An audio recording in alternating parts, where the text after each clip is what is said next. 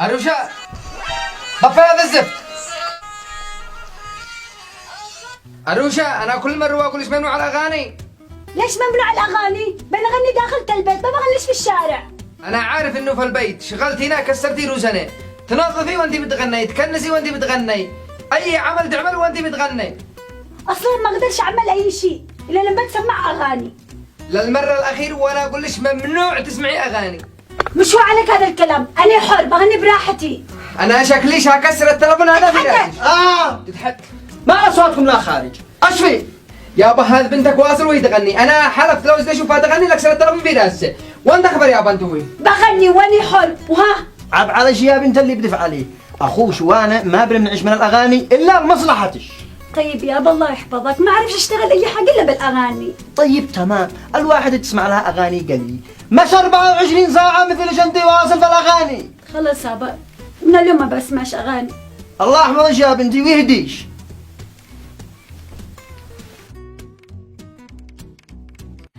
قالك ما اسمعش أغاني، والله لا اسمع أغاني وعمل اللي شتي. واسمع سكتة.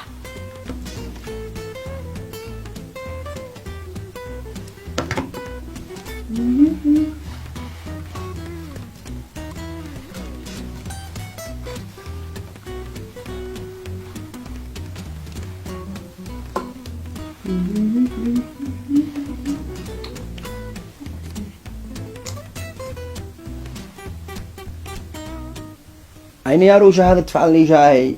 يا روشة يا روشة روشة، ولا تسمع هذا شكلها مع سماعة ورجعت تسمع أغاني ولا تسمع كلمتي، أنا أقوم أروي. عروشة عروشة عروشة.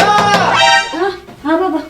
ما هو يا بابا رجعتي تسمعي أغاني وكملوا ولا صيح ليش من أول. عروشة وين أنت؟ وين صرتي وأنا بصيح؟ طيب بابا عادي لو سمعت أغاني إيش فيها؟ أنا حددتش ما تسمعيش أغاني، يعني كسرتي كلامي ورجعتي تسمعي أغاني وبعدين أيش؟ قبال المراية يا عروشة، قبال المراية. وبعدين أنت عارف إنه قبال المراية يدخلش جني يا عروشة. أعوذ بالله من الشيطان الرجيم يابا، لا تصدقش هذا اللي خرافات الجن وما الجن، هذا خرافات. عموما يابا أنت كنت تصيح، ليش كنت تشتمني؟ لا تخرجينا من الموضوع يا بنتي. ونصيحتي لك يا بنتي إن أنت تبطلي هذا الأغاني. لا حنقوم افعلي ما شاء يلا. حاضر تمام.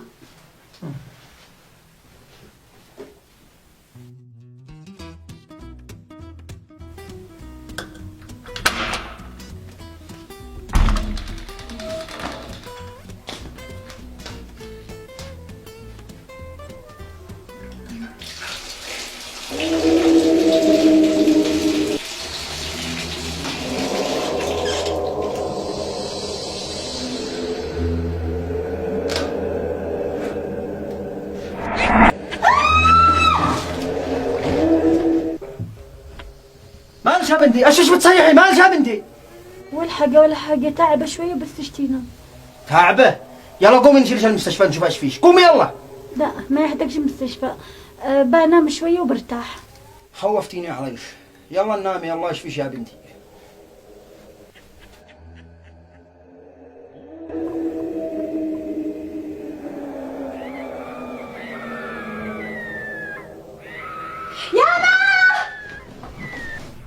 ايش الصوت هذا؟ مال بنتي بتصيح؟ يا بابا مالش يا بنتي؟ سلامة. يا بابا هو اللي تصور الآن بالمراية شفت واحد، وأمس كمان لما قلت لك إني تعبش هو يشتي ينام وشفت واحد نفس الشخص اللي شفته. أعوذ بالله من الشيطان الرجيم. شفتي يا بنتي كم مرة وأنا أقول لك بطلي تسمعي أغاني، بس الآن يا بنتي هذه آخر وأول مرة إن أنت تسمعي أغاني. شفتي يا بنتي الآن؟ شفتي بعينيش الآن؟ اقتنعتي يا بنتي؟ الآن يا بنتي بطلي ما تسمعي أغاني.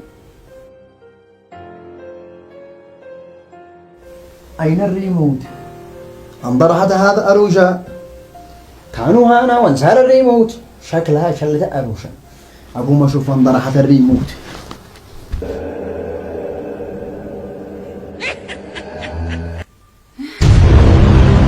الريموت يا أروشة وين خبيت يا الريموت يا أروشة يا عاصم جبان سرع يا عاصم. سرع يا عاصم ما تتأخر. يابا ما تشتي بالماء. ها؟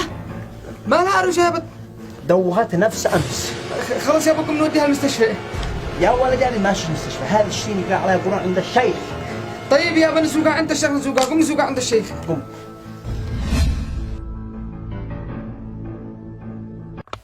يا ادخلي يا بنتي ارقدي، الله يهديك، ادخلي ارقدي.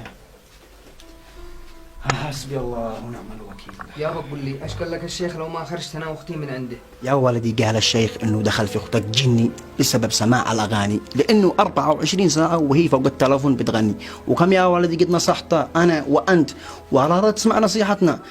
وانا يا ولدي نصيحتي لكل بنت اللي بتسمع اغاني ولا الجهال ولا شباب، لا تكثروش بسماع الاغاني، لان الاغاني مفسد للقلب.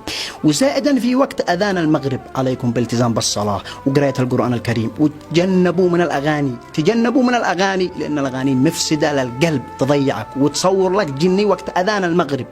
ولا تنسوا ما تشتركوا في القناه وتضغطوا زر اللايك ووصلوا هذا المقطع 1000 2000 لايك، والسلام عليكم ورحمه الله وبركاته.